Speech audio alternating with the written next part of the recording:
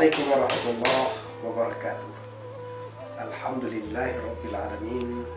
Wabihi nasta'inu ala umuri dunya waddin. Wassalatu wassalamu ala asyrafil anbiya'i wal mursalin wa ala alihi washabihi ajma'in. Disyukur kepada Allah, wassalatu wassalam kepada Rasulullah Muhammad sallallahu alaihi wasallam. Kaum muslimin yang berbahagia, bila beberapa waktu yang lalu kita bicara tentang bagaimana mengelola zakat dengan baik, menggunakan pendekatan manajemen, sehingga hari ini lembaga zakat menjadi organisasi yang memiliki kemampuan yang luar biasa, maka aspek lain yang cukup penting ketika kita bicara tentang zakat adalah bagaimana pendistribusiannya. Mendistribusikan zakat hari ini memiliki tantangan tersendiri kalau muslimin yang lain. Dunia mengalami perubahan yang sangat luar biasa. Teknologi informasi yang begitu canggih, belum lagi dengan teknologi lainnya, kecerdasan ilmiah dan lain sebagainya. Lalu bagaimana kemudian kita menjadikan semua itu sebagai alat untuk memudahkan kita melakukan pendistribusian zakat? Mungkin tidak terlalu banyak ataupun mungkin belum banyak organisasi zakat yang memanfaatkan kemajuan teknologi informasi misalnya. Hari ini jemaah yang berbahagia, tambang emas yang paling luar biasa itu adalah data. Dan banyak sekali perusahaan-perusahaan teknologi yang ada di dunia hari ini menjual secara diam-diam data para pengguna. Kenapa tidak lembaga zakat memiliki data yang seperti dilakukan oleh beberapa perusahaan teknologi, sehingga data itu kemudian menjadi sesuatu yang sangat penting dalam hal bagaimana kita mendistribusikan zakat. Zakat yang kita distribusikan tidak hanya sampai kepada orang yang berhak menerima, tapi bagaimana kemudian orang yang telah menerima zakat itu pada waktu berikutnya mereka adalah orang yang menjadi orang yang membayar zakat. Pola distribusi yang seperti inilah yang kita harapkan dilakukan oleh lembaga-lembaga zakat. Mendistribusikan zakat adalah perintah dari Allah agar bagaimana kemudian harta tidak hanya berputar pada orang-orang kaya di antara kita. Dalam Al-Quran, dalam surah Al-Hasyr ayat 7, Allah menyatakan, La yakunu dulatan bainal aghniya. Jangan sampai harta itu hanya berputar di antara kamu.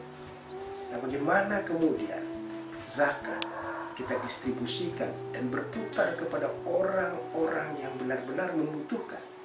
Di samping itu, bagaimana kemudian kita menggunakan kemajuan teknologi informasi dan teknologi yang lainnya agar supaya zakat itu benar-benar sampai atau terdistribusi dengan baik.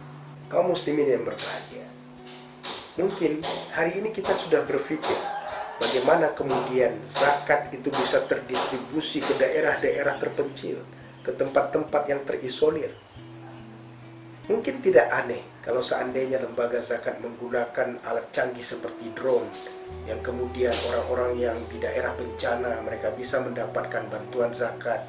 Orang-orang yang benar-benar di wilayah remote control, di wilayah yang tidak bisa dijangkau oleh manusia mungkin, di mana di sana mereka membutuhkan, sangat bisa jadi kita menggunakan teknologi seperti itu. Nah, hari ini bagaimana kemudian kita berpikir untuk membuat sebuah organisasi yang baik dengan cara mendistribusikan zakat sebagaimana yang kita sampaikan tadi. Kaum muslimin yang berbahagia, secara agama ada 8 senif yang Allah perintahkan kepada kita agar zakat itu bisa kita salurkan. Orang-orang yang oleh Allah diperintahkan zakatnya kita salurkan kepada mereka yang 8 bagian itu. Bagaimana kita mengidentifikasi mereka? Bagaimana membuat indikator-indikator bahwa mereka adalah orang-orang yang berhak menerima zakat?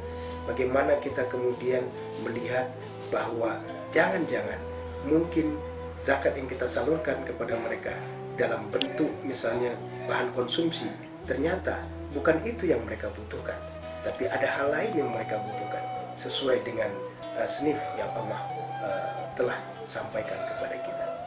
Oleh karenanya kaum muslimin yang berbahagia, Maka mari kemudian kita jadikan lembaga zakat kita memiliki pemahaman yang baik bagaimana pola distribusi, bagaimana menyalurkan zakat dengan baik. Hari ini juga kita bisa melihat bagaimana zakat-zakat di negara-negara lain yang disalurkan kepada orang-orang yang hari ini mengungsi di negara-negara lain. Dan bahkan ada lembaga dunia yang sekarang bekerja sama dengan salah satu lembaga zakat di dunia untuk memberikan dan menyalurkan zakat kepada mereka-mereka yang jauh dari negeri mereka sendiri. Untuk itulah kaum muslimin, mari kita perkuat lembaga zakat ini dengan pola distribusi yang baik, penyalurannya bertanggung jawab, dan juga bisa dipertanggungjawabkan serta transparan dalam pengelolaannya. Ini saja yang dapat saya sampaikan. Mudah-mudahan menjadi pencerahan kepada kita dan menjadi bahan diskusi pada masa berikutnya dalam rangka bagaimana zakat kemudian optimal dan menjadi manfaat yang luar biasa dalam meningkatkan ekonomi umat. Billahi taufiq wal hidayah. Wassalamualaikum warahmatullahi wabarakatuh.